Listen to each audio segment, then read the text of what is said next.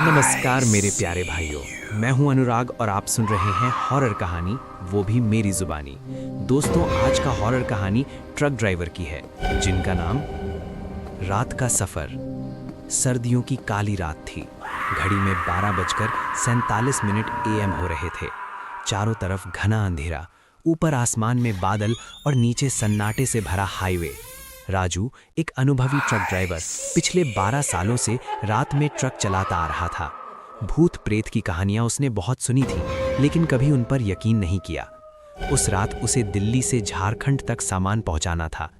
Radio धीमी आवाज में बज रहा था, रात के मुसाफिर संभल कर चलो। राजू मुस्कुराया, डराने वाले गाने बंद करो यार।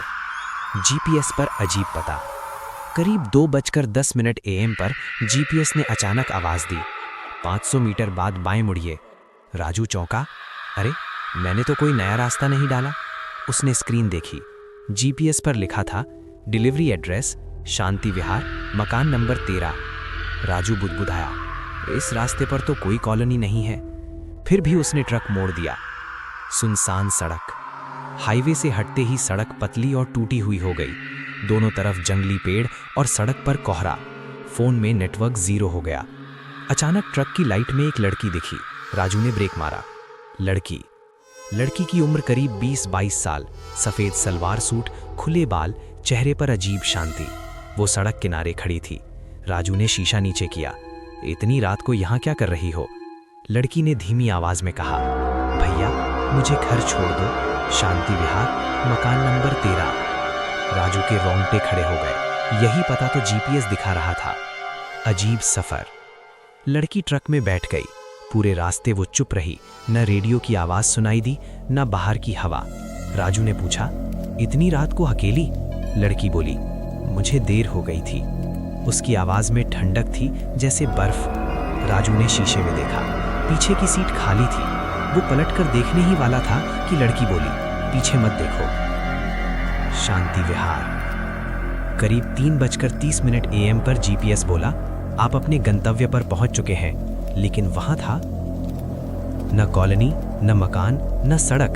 सामने था सिर्फ एक पुराना कब्रिस्तान। राजू के हाथ कांपने लगे। उसने कहा, ये तो कब्रिस्तान है। लड़की ट्रक से उतरी। उसने कब्रिस्तान की ओर इशारा किया, यही मेरा घर है। सच्चाई। लड़की अचानक बदल गई।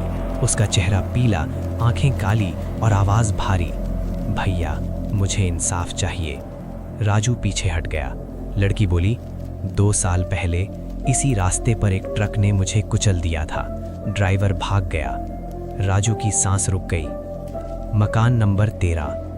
लड़की एक कब्र के पास रुकी। कब्र पर लिखा था, नाम पूजा, उम्र 21 वर्ष, मृत्यु सड़क दुर्घटना। नीचे छोटा सा नंबर 13। राजू जमीन पर बैठ गया।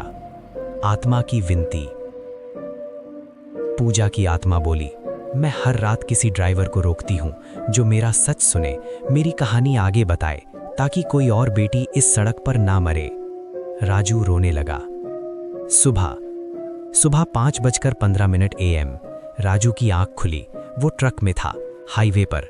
सब कुछ सामान्य, लेकिन ट्रक के डैशबोर्ड पर रखा था एक सफेद दुपट्टा और जीपीएस पर लिखा था, डिलीवरी पूरी हुई, अंत नहीं।